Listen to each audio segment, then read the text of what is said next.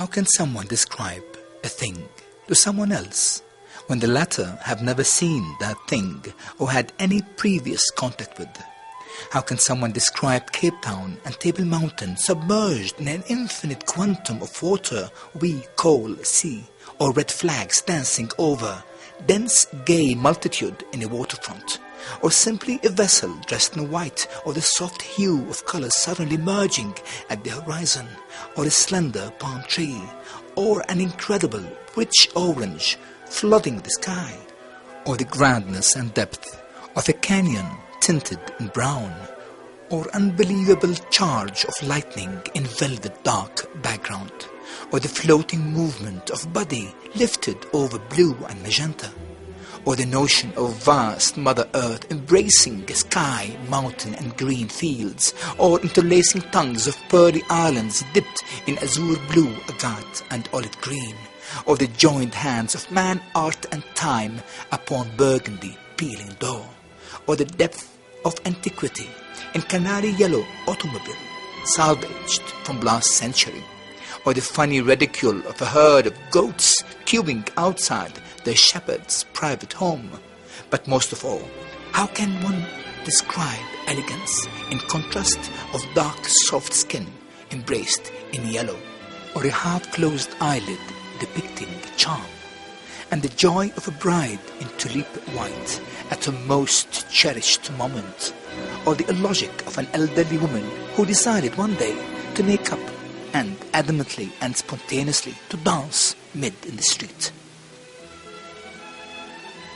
or a stunning beauty in her vain and shy attempts to avoid her lover's teasing playfulness, or a bouquet of God's beloved children stranded in togetherness of different colors and different races, bringing out the best in them, surrounded with tiny stars of sunlight and water droplets, or the restlessness of boys who finished their school and in need to break the monotony of their teachers, or a simple peasant roaming the city with his dearest donkey and little harvest of unripe oranges. How can one describe a concept built of forms, colors, brush and hue, all molded into one single vision, man's highest zeal and contribution to this world?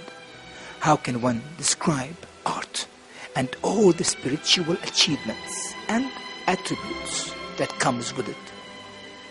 At the end, how can one describe the dark wings of death curtaining the soul of a man who lost everything, even his very pride, and left helplessly to await his final moment?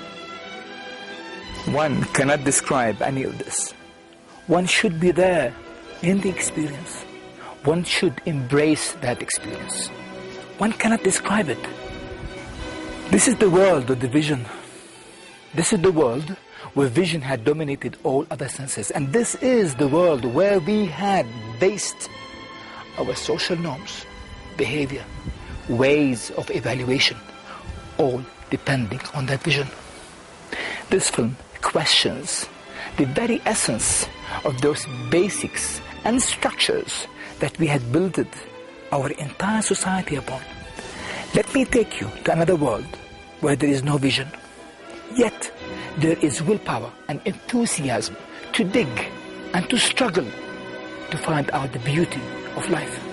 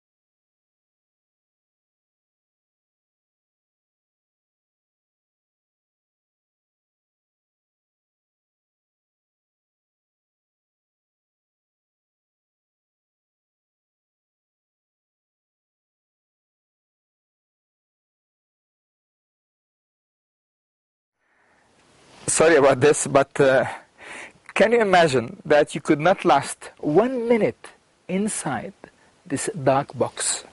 Just 1 minute you felt uncomfortable. Let me take you and introduce you to some amazing creatures who had been living all their lives in that dark box, and yet they had not given up to find truth and beauty. Goedemiddag Pionierschool.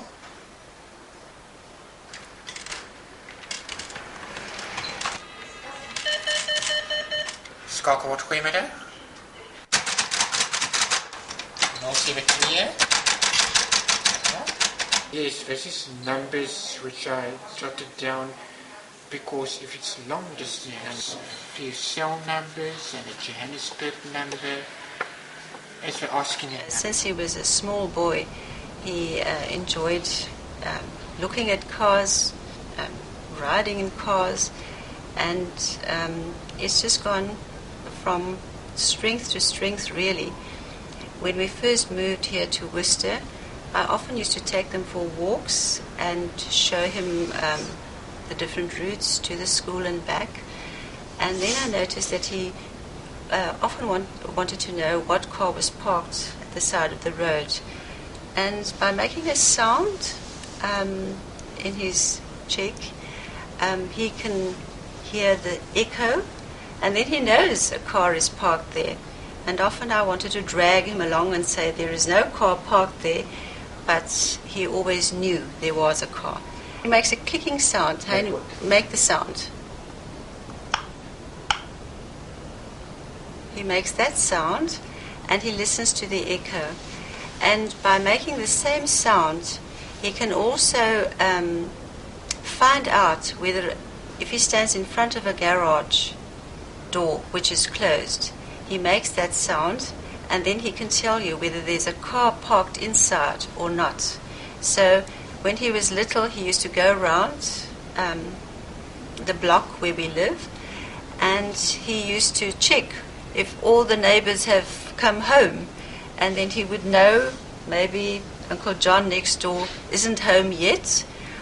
And I always know this is this person's car, from a bit of rust at a place, or another fin which is put on, which is not the ordinary model, the original car, doesn't come out with that fin or that mirror at the side.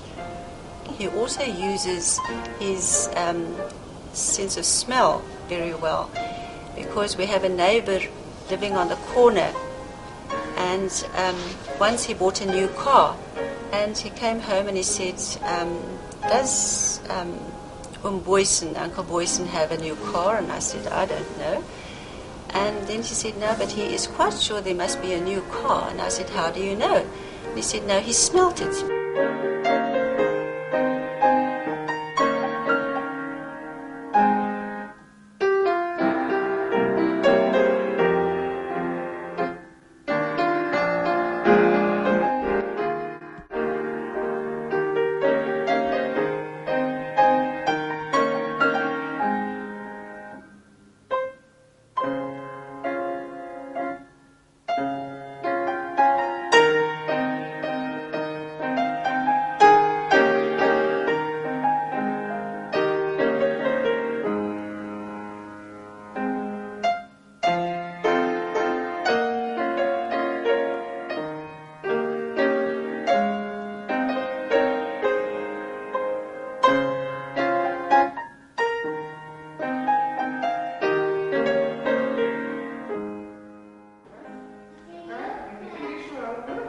Yola has brain tumor, thus she is blind.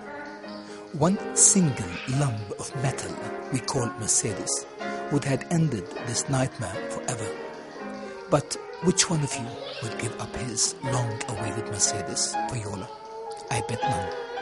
And Yola would forever remain a prisoner within this dark cage of hers, and you would probably talk about her and this film in your next dinner party with good South African wine, chips, and an assortment of cheese and olives. Tell me, what is your name? Yola. Yola. And do you speak a little bit of English? Yeah. Yes, you do. Yeah. Do you learn English here in the school? Yeah.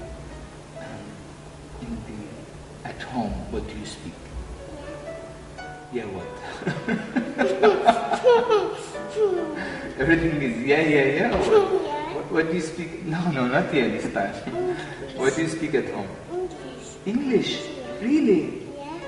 Papa and Mama, they speak English with you? Yeah. Okay, and you have a sister? Yeah. A brother? Yeah. How many? Yeah. How many what yeah? Yeah. No, not here anymore.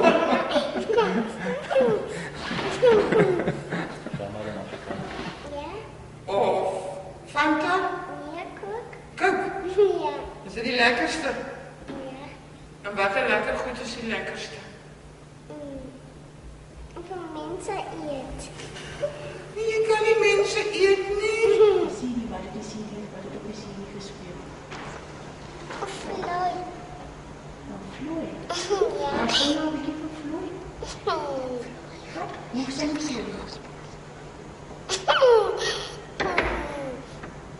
Jij dus. Zijn nou een beetje van Floyd? Vloei, vloei. Ding. En mijn dikke vloei. Ding. Er is een enkele vloei. Ding.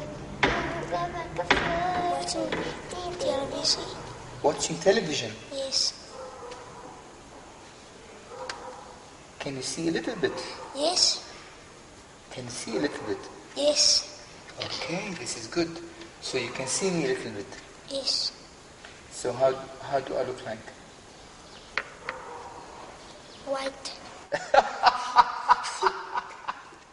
Yes, I am white. And what color is my If you only knew how much I wanted to jump off my chair and simply hug my him. trousers, my shirt. He had one of the most fragrant souls I had ever encountered. And this is, what color is my trousers? Black. Black. And can you see the camera down there here? Yes. Okay, and what kind of television you like to see? DVD. DVD. Yes. Okay, what films you like to see? Nokia. Nokia? I didn't know that Nokia makes films. Nokia is a telephone. You play with your cars? Yes. What else you play with? And I play with my dog. Tell me about your dog. What is his name? It's a she. Her name is Daisy. Daisy. Yes. Is she a nice dog? Yes. But she's very naughty. Why? She jumped on me. It's nice. In Denmark, we say skål. Skål. We hit the two glasses like this, and we say skål. Oh, okay. And in Lebanon, we say sahtak. Sachtig. Sahtak. Sartak. Yeah. Oh, okay. We say cheers here. You say what? Cheers. Cheers. Yeah. Do you speak Cheers. Xhosa as well or no? Yeah, no, I'm Xhosa. So what do you say in Xhosa? I don't know. I'm not exactly sure. You used to see before, right? Yes, I used to see, so I used to see. And when was that? When did you used to see? When did you become blind? It was in 2001 on the 14th of September, yeah. In 2001. Yeah. At the time I was writing exams and stuff. Busy with my preliminary exams, you know. Fine. And then there was a lot of other stuff, you know, with my family, and I could say family, yeah, you know. And I think it was just a build-up of things that's happened since I was in high school. And then I think at that point, that's where I actually broke down, because I grew up alone. Not alone, I've got brother and a sister, but most of the time they're away, you know. And I'm much younger than them. I learned from a very young age to keep things to myself. Yes. You know, whatever troubles me, I'll just handle it by myself, no matter how much it hurts and everything. I think that was my actual mistake in that, you know, because I actually planned, no, man, I can't handle all of this right now. You know, Obviously, every family has its problems, you know. Definitely. But I wasn't aware of that. That's where my mistake was. Maybe if I try to take my own life, things will be better, you know. You said you tried to take your life away. Yes. How did you try to do that? I planned it, actually. I planned it, and I told myself, in a week's time, I'm going to try to shoot myself. How would you get the gun? I'd rather not say, you know. But yeah, See, if you don't say, then other people will not be able to know how you did this. And then you might participate that other people unconsciously will do the same. The whole idea of me sitting and talking with you is try to explore to the last detail what had happened so that we could give an example to the world outside that this thing should not happen. It was my dad's gun. Your dad's gun. And did he leave it around just like this? No, it was in a safe. It was in a safe? Yes. So how did you... I was clever enough to know the combination to the safe. He didn't know I knew even the safe existed. But I was clever enough to know the combination to the safe. How could you know the combination of the safe? No, people mustn't put combinations of their personal belongings corresponding with maybe your birthday. Exactly. Or an old car number plate you treasure, you know? Yes. Or maybe one of your child's birthdays. Yes. Those things mustn't happen because those are the first things people look for when opening safes, you know? Exactly. That's how I knew it. Exactly. So you knew that there was a safe and you knew there was a gun. But how could you know there was a gun in the safe? Why there be a safe then? Because his important documents he keeps somewhere else. So what does he keep in the safe? I was so interested to find out, I think there's a gun in there, I'm going to actually go look. Why does he hide it away from me? Why didn't you then ask him straight away to tell you, for example, you know, what's in the safe?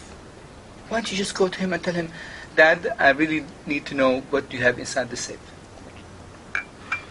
You know, with closer people, there are certain things we can't just outright and say to our parents. You can't supposed to like speak up. It's a gun. It's like a huge thing. It's a weapon, you know. Yes. I can't like go ask my dad, "Hey, Dad, do you have a gun?" You know. As closer people, there are certain things we just can't ask. You know, you can't speak. Obviously now it's changing, but Yes. you can't speak open. In the past you couldn't speak openly to your parents, just for example about sex and stuff. You know. Yes. Yeah, but now it's obviously changing. But things like that. That's why I couldn't just ask. I wanted to find out for myself, and I thought this would be a very good idea actually to take my life because it would be nice and short, you know, not painful and stuff like that. But didn't you think at that time of whatever pain you would cause to your mother, father, brother? I did, but I thought it would be better. Maybe it might bring them closer together. Let me take my life so that they can all be closer together. What happened is I planned that on the Friday I'm gonna shoot myself. I just finished writing an exam. I went home. Got home. And then I went to the room because I thought it was time now. went to the room. Yeah. Actually, when I was going home from my friend's place, I just scratched a pole, you know, with the car. Just a small pole, about maybe 1 foot high, you know. But it wasn't a problem. My dad just said, no, just take it to the shop. He didn't even shout at me. That's how nice it was. He didn't even shout at me. He said, oh, just take the car to the, just take the thing to the shop and then someone will take you home. That's how he was. He was a person who was like that, you know. Yes. And then, obviously, I knew what I was going to do at home. And then this other family friend of ours dropped me off at home. And I went to his room and I closed the door and I went to take out the gun, you know. And I cocked the gun. Cocked it and I tried and I put it in my hand. But it didn't go because it wasn't safe. Okay. And then I put it out of safe and then I done the deed. You know? What did you feel when you did this? Nothing. I was so determined on what I was gonna do. I just hear and everything just goes dark. I woke up about 3 or 4 days later in the hospital and I couldn't remember what happened to me. But as time went, I think after a week or two, I got my memory back again.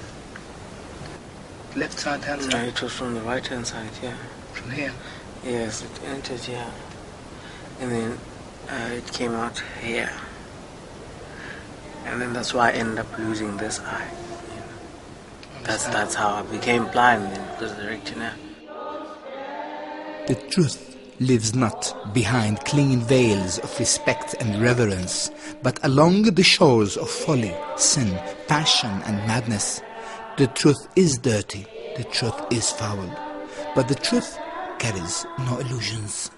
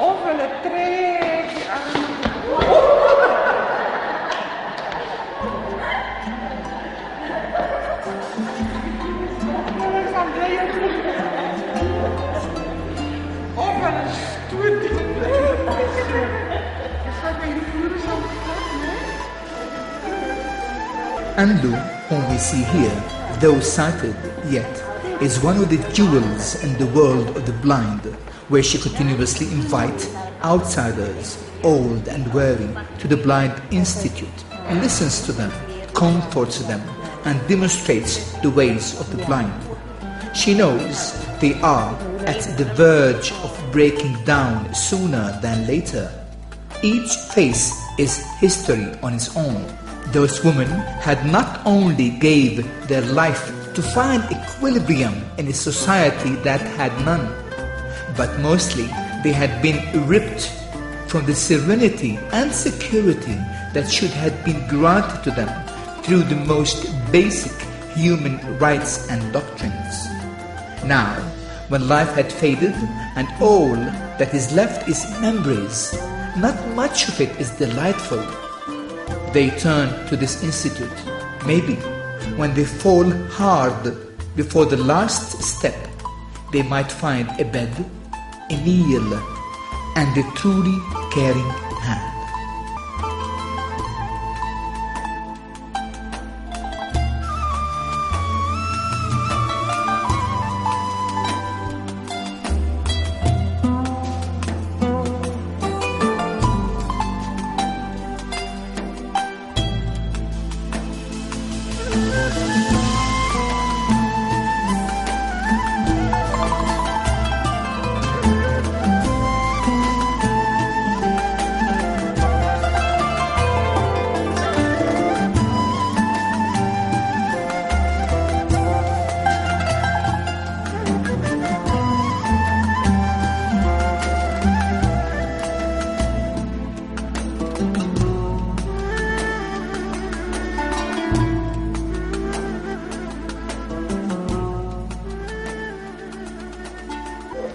The philosophy behind this wonderful little room you've just seen or are seeing at the moment is that a blind child needs a secure environment in which she or he has control.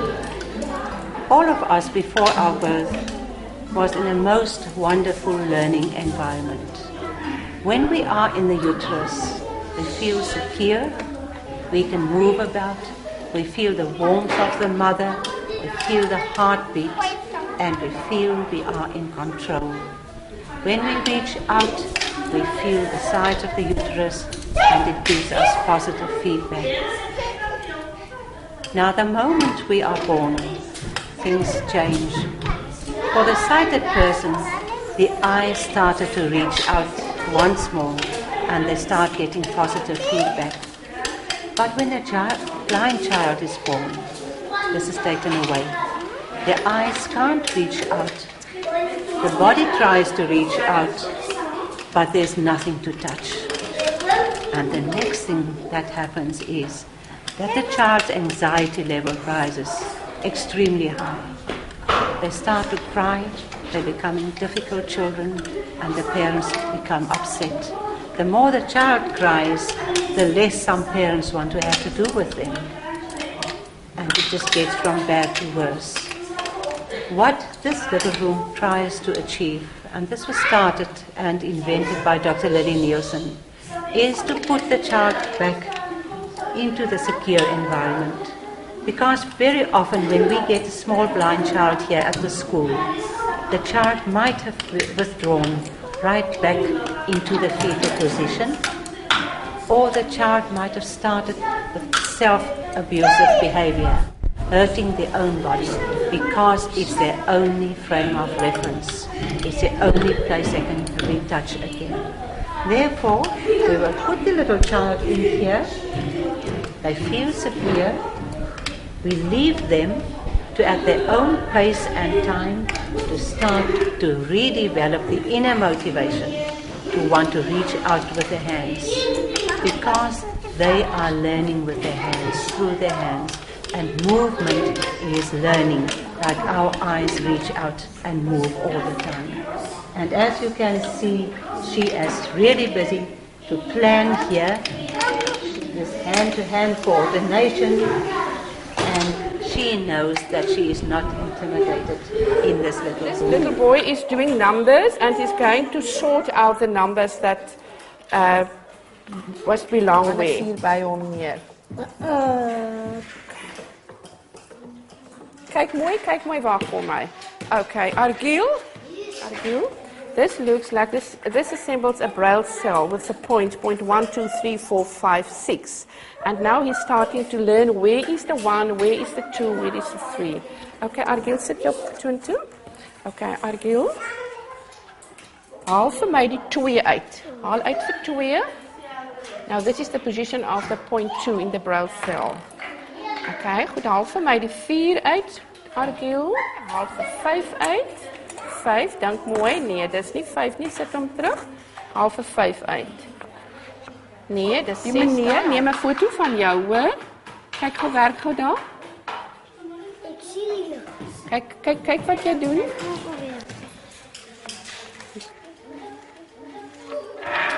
Dis verskriklik mooi, Tanya. Baie mooi. Using her hands so well. Juffrou Berries gaan aan daarso. She learns to focus on pictures. Okay. Kan jy vir almal bymekaar sit wat dieselfde lyk? Now she has to sort the same ones. Dis pragtig. Kry jy nog enetjie? Kom ons sit hulle daar neer, dan sit jy die maatjies by hom. Hy's groot en wat een is klein. Sy, dis baie mooi. She can recognize the big one and the small one, but she can't match them. Very good for the hands to work together. Volle plekkie, waar kan jy nog regtig mooi? Kan julle nou weer afhaal? Ja. Okay, nou kan jy maar almal afhaal, hoor. Ja, dis mooi. Sit hulle binne in die bakkie. Dis wasgoedpenne. Wat aan jou was? Tell me first, what disturbs you most when it comes to black people? That they are spoken of and thought of as blind people and not people with blindness or a person with a visual problem. That they're not seen as a person, as a people.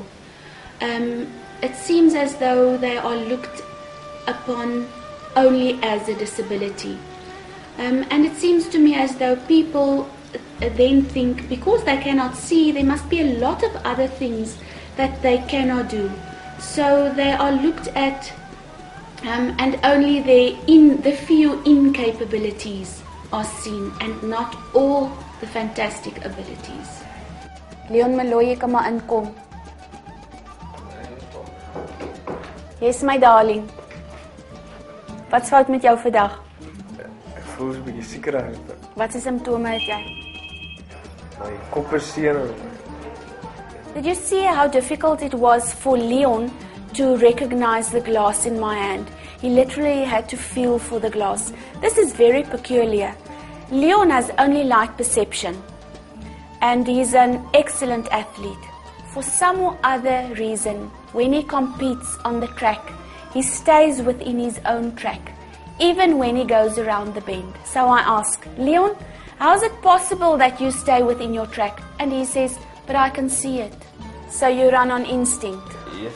So you think that you see the lines perhaps with your eyes, but more on instinct, or with your heart?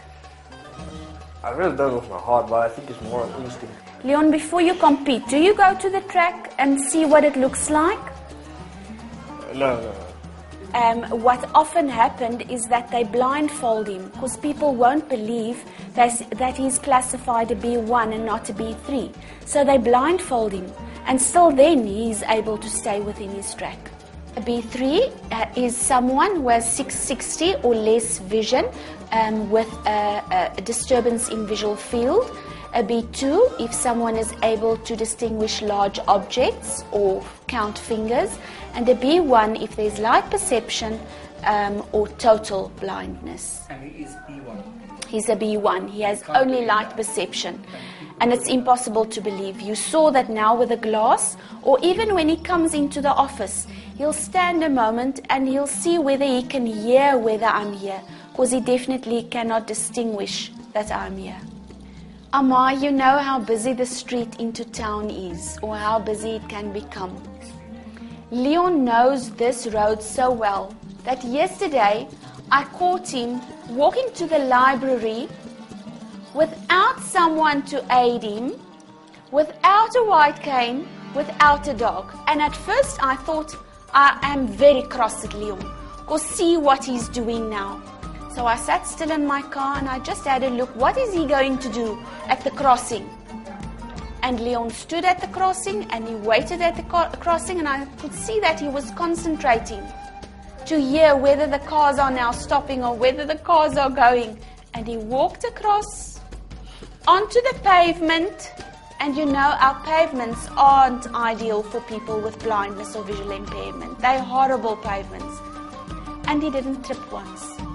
So actually, I should be very proud of Leon, but at the same time, I think he's taking rather large risks as well.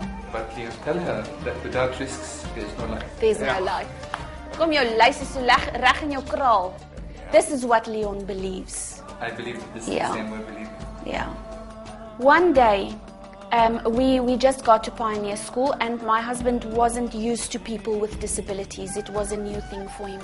And he saw the guys playing on the field, and they are quite good at it. And he said, "Hey guys, I'll throw you a proper ball." And he didn't recognize they were so good. They have adapted so well that he, being a good sportsman himself, couldn't recognize that there are actually blindness with these kids. You should really go and have a look at them on the rugby field. You'll be so impressed.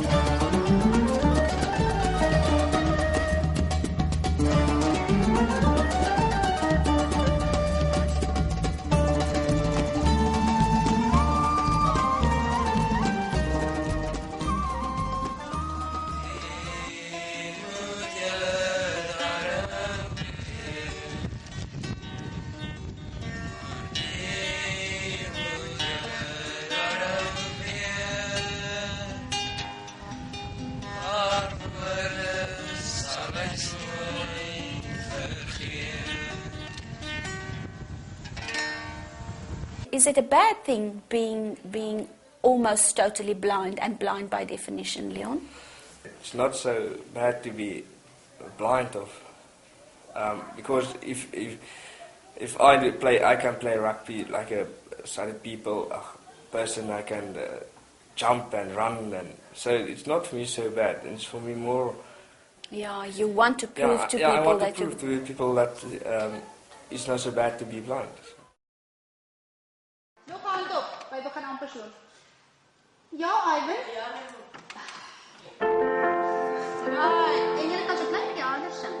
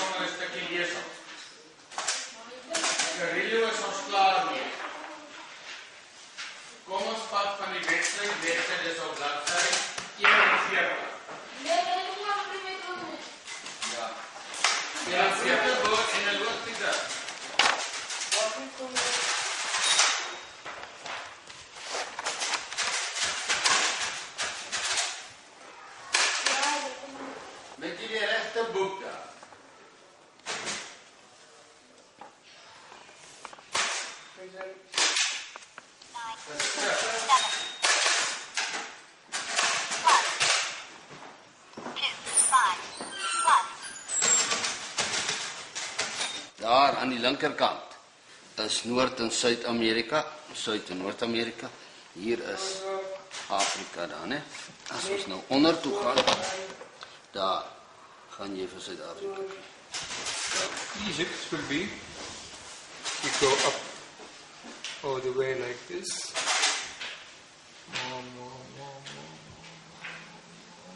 Here it is. This is Egypt.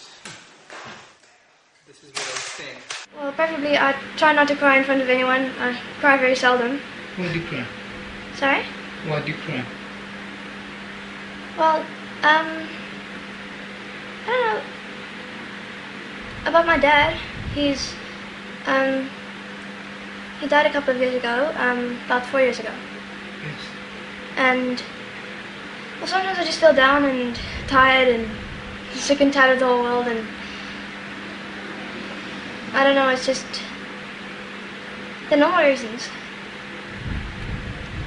And yeah, just normal reasons, and sometimes I cry because of movies and stuff like that.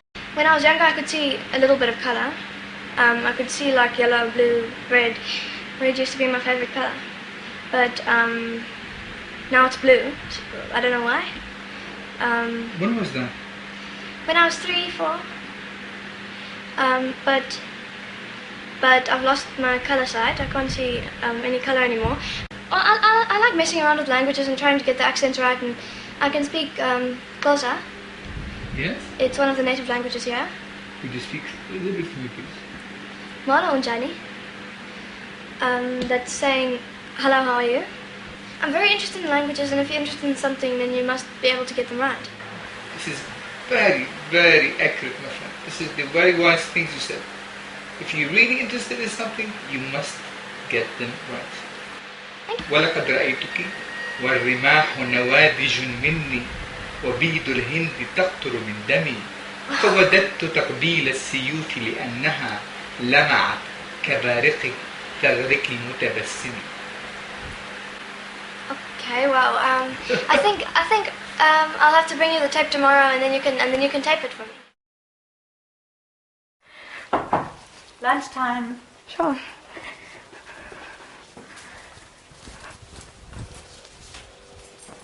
Where must I sit, Ma? You can sit in your place. You can sit right there.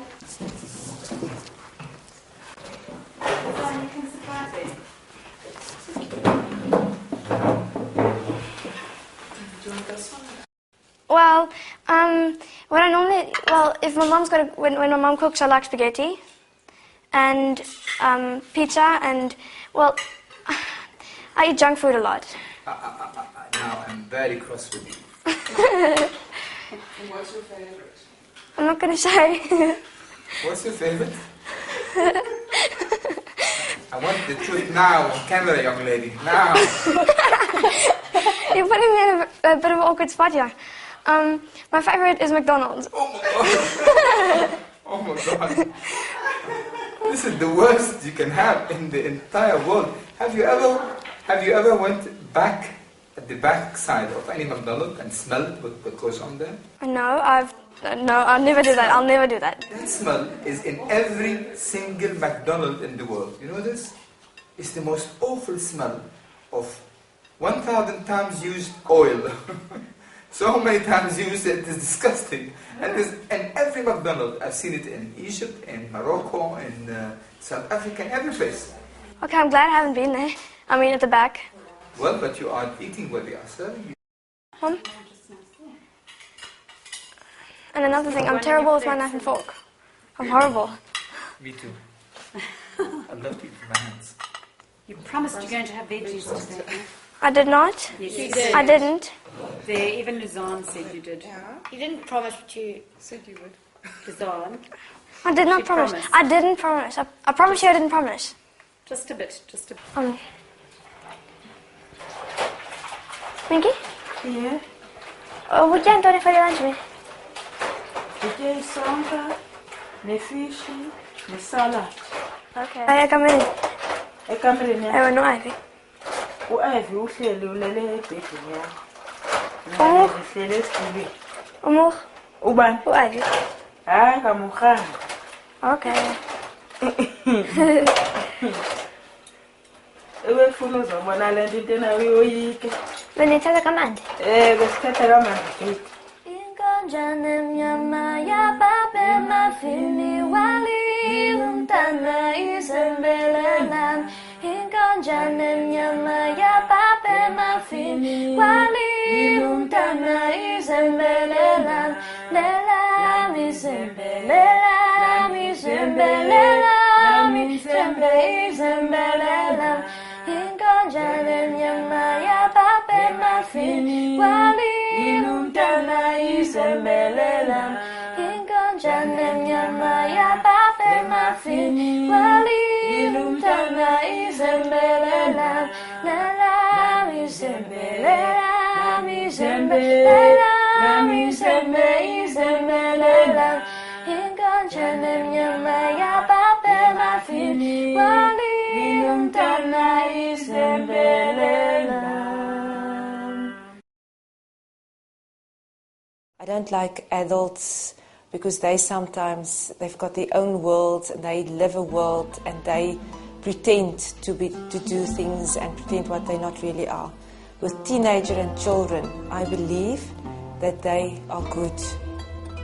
As some people from outside will think that you need to be more empathetic towards them, or you need to. I don't want to see them as being disabled or whatever. I would like to see them as people, as normal as can be. I mean, it's easy for a blind person. You can see their barrier because it's a physical thing. Maybe I've got a barrier myself, but you won't be able to see it. The parent doesn't know what's going on. They don't know where to go and look for help. And it seems to us sometimes that the doctors or the medical people, they make a diagnosis, but nobody explains to them what this all means and what is the future going to be like. I mean, it's also, if you marry somebody, you don't know what the whole package is about. I mean, you've brought this disabled child through your body, which is a normal thought that you thought it's going to be normal and be perfect. And do they sometimes blame themselves? Yes, they do blame themselves. Some of the parents, they just come and drop the children here. You'll see it at the hostels. And they don't want to be having... They don't want to make any... They only come sometimes and fetch the children only during long holidays. Sometimes the mother feels so guilty about this child. She's got feelings of guilt. The father is also, he thought that he's going to have a normal boy, he's going to play rugby, he's going to drive his own car. And what we get is we get marriages that often ends up into divorce. So apart from the fact that they're blind or partially sighted, they come out of broken homes as well. And that's another barrier that they have to carry in themselves. And then the child starts to think, okay, listen, I am the cause of all this. It's because of me that my parents are divorced. They try to move to Worcester. Now sometimes it's a person who's got a professional career and he's built up his client basis in, say for instance, Bloemfontein. Now he must come to Worcester. And we found that sometimes his business doesn't get onto its feet. And then he must sometimes go back to Bloemfontein. And that for the child to handle is also, I mean, it's his fault that this also has happened. I think it's because it's lack of knowledge, and it's not their problem, it's the parents' problem. Thank goodness it is not my child, you know? Even in Worcester, where we are supposed to be an environment for blind persons and we've got the adapted robots and things like that, we find that even the community here doesn't understand and give the support. If you go into the shop, the children will tell you that if the lady behind the till sometimes ask through the mother, would that child love a chocolate, or would she love to eat chocolate cake or something? They won't even talk to the person because they think because they've got a physical disability now they're mentally retarded as well. And that is sometimes a barrier for our children. You have to talk to that person and say, listen, I tell that my teenagers, tell them that you are only blind. There's nothing wrong with you. So if instead of those cheap soap operas that they put in SABC, yeah, let's imagine a play or a film or whatever where there are blind people there and we can see their normal life and we can see how they act and this and this. Yeah.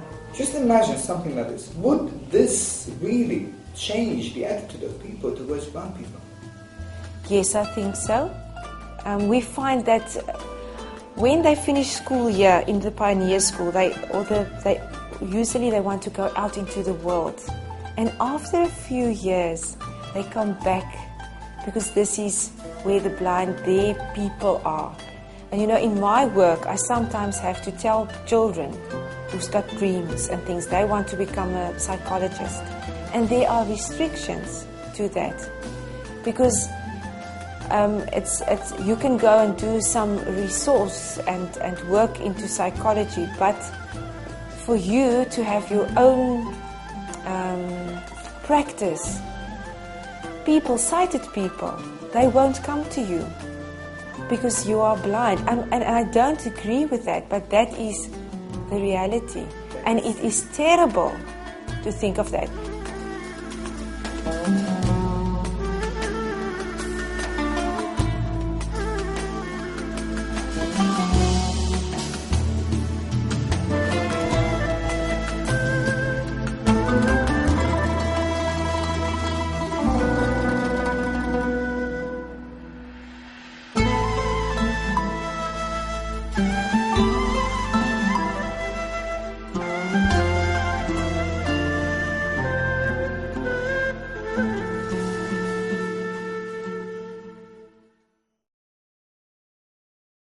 I like a lot that you are working and that you are not at home. So it's at the workshop. Do you like your work, David? Yes, it is nice, yeah, and it is nice and private.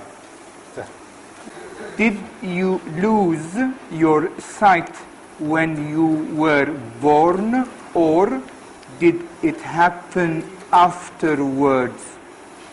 I was 7 years old when I became deaf-blind from TB meningitis. And was it hard at that time?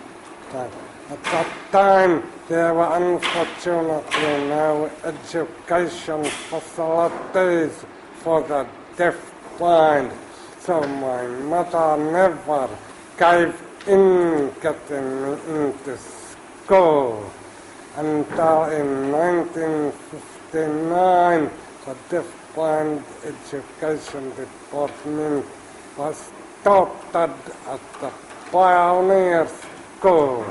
So I've been working here for nearly 30 years now. 30 years you are working here.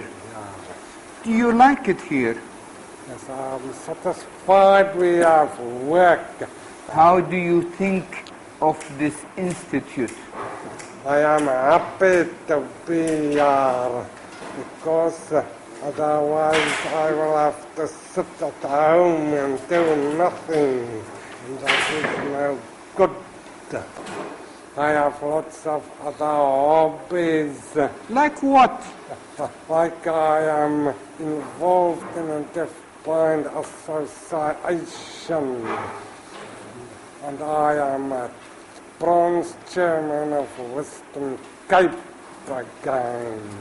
And what do you do in this association? What do you do? And I am bronze representative for National Executive Committee. Okay, but other than this, what other hobbies do you have at home? I play chess. Yes? I like to pray. Okay, so maybe you and me can play chess the next time.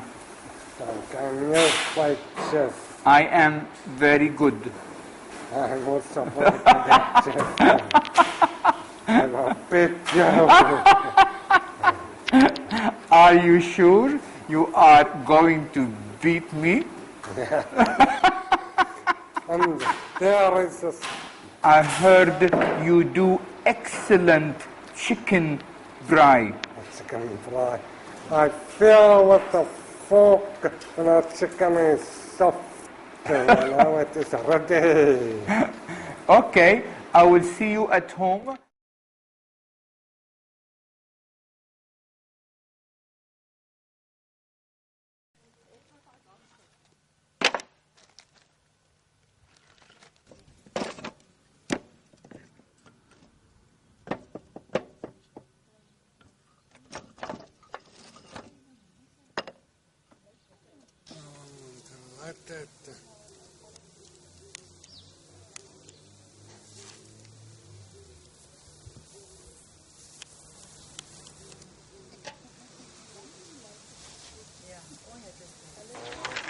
Oh, okay.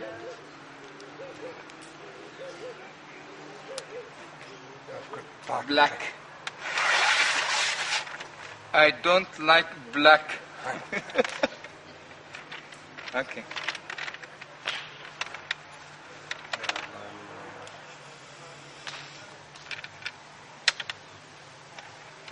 I'm going to play this way, okay?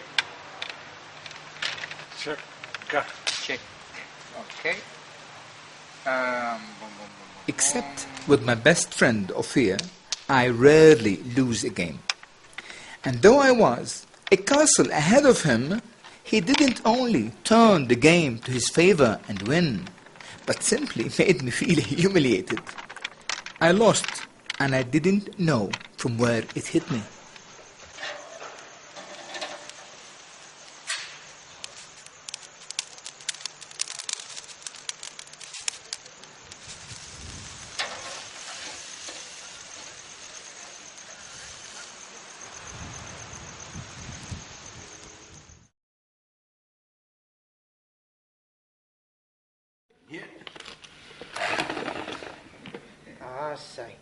En nou?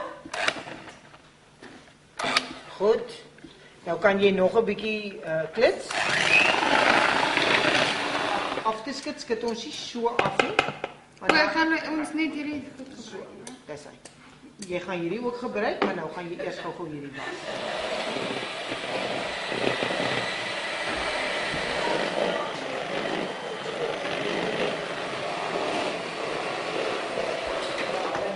Skuil altyd agter die ander kinders. Laat ons laat sê. Pak hom te laat was. Ja. Dit is big mistake right there. Yes, one sneezing and The cream will melt. Really? That's different. No, it's only go one. Yeah. Are you in the picture as well? Yes. Oh, no, I don't like sharing the limelight. You didn't ask me if you must share. It is only at the beginning I heard that you became blind. You were not blind originally. And you were fighting a lot to become a teacher. Can you tell me about the spirit, please? I attended a normal school. And it was very difficult for me to tell people about being partially sighted. And in the end, I realized that it was very difficult to have a career when you have a problem with vision. I mean, there are many careers that you can't follow.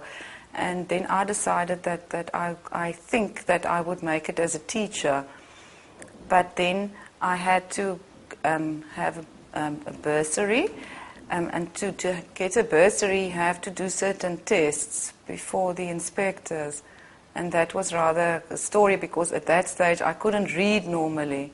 So I had to pretend all the time that I could read. So I had to learn passages out of my head and say you never liked the idea actually that you were blind? No, I couldn't accept it. And because I didn't have knowledge. And I never had contact with any other visually impaired people.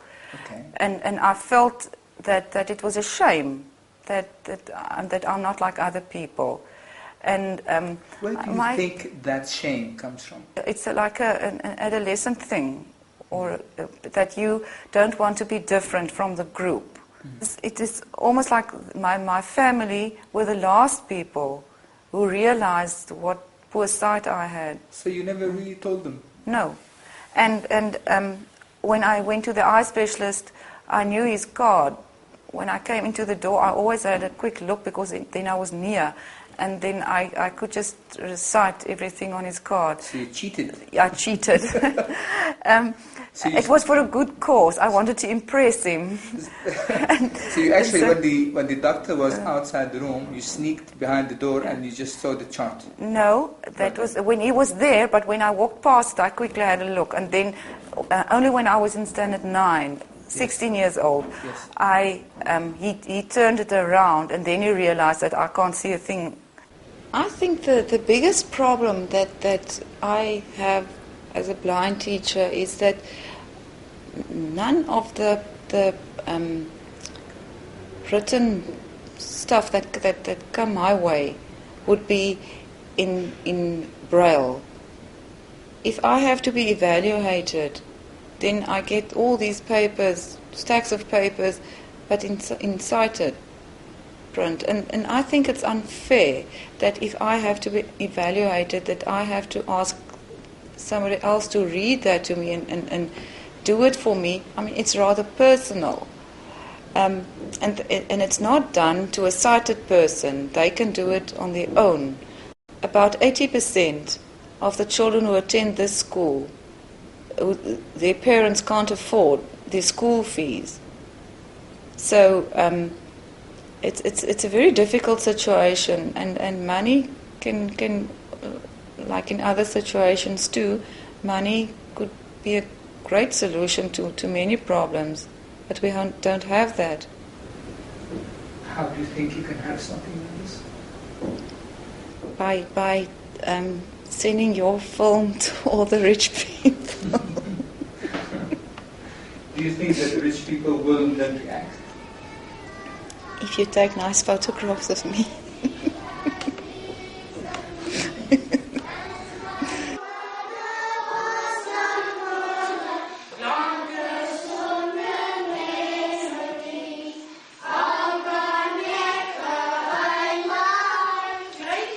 die slaap. Waarom slaap julle, sê die sussie.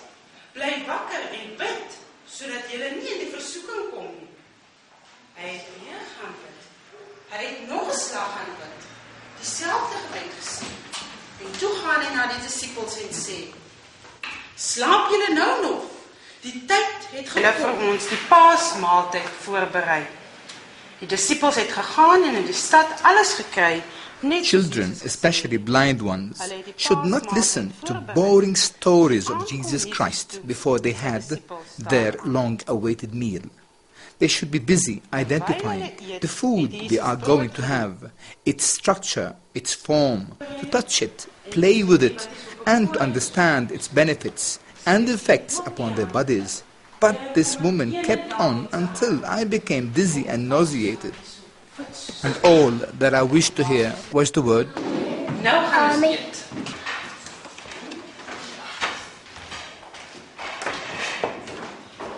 Ek hoor. Papa se senta. Ek hoor dan.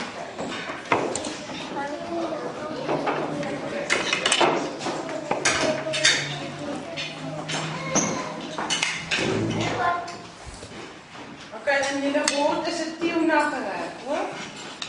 Gewoon gereg. Hello. You had your bath? You had your bath? And now you're gonna sleep or what?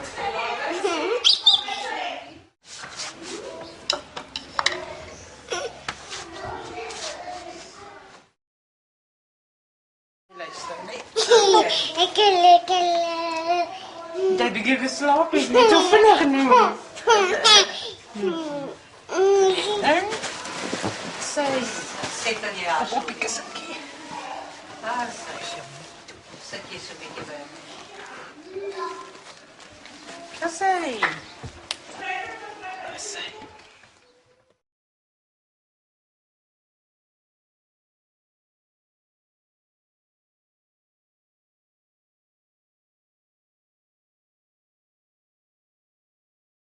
Daar sit kom ons kyk tog.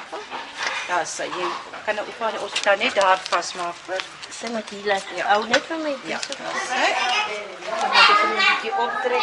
So that she can spend the rest of her energy on being a human being and being upright and enjoying being upright. And Ek dink where was this invented?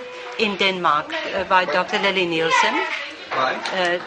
She is a world expert on working with disabled children, and she decided that children with very weak posture or children who are not able to walk due to other various physical problems or just plainly overprotection, especially blind children are not often able to walk because the parents keep them on the mattresses.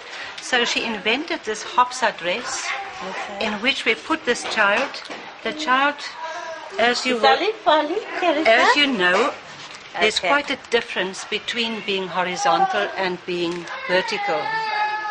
If you are vertical, you have a much stronger sense of your own ego and of your own personality. And that's extremely important for Lisa. Lisa never walked. She had very weak muscle tone in her legs, and she was on the carpet, on the mattress or carpet or the floor most of the time. And since she's been in the hopsa dress for various occasions, she enjoys it being upright, and she has now started to walk on her own. The legs are much stronger, and she's, of course, has the self-confidence to want to walk, which is the most important part, the inner motivation to want to move about. Lisa, ek vir jou los nou? Kan ek vir jou los nie? Moet ek by jou bly? Okay, she wants me to stay with her. It's okay, you know, just to be on your own without anybody else owning you is something fantastic. La, la, la. It's like a child taking their first steps who never could do it really.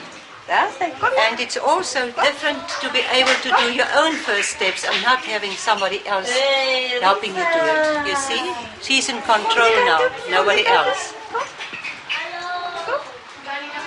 Mooi, Lisa. Dis mooi, Lisa. Hey, stop.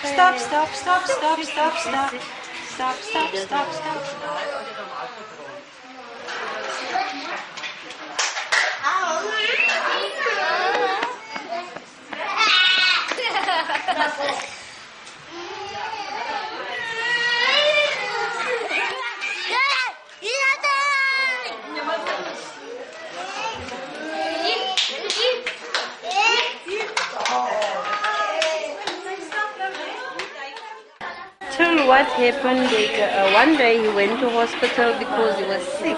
But when he arrived at hospital, the doctor says that they have dropped him and his 2 legs been broken. And then from that day, then I said, now it's enough. I'm going to take him into my house.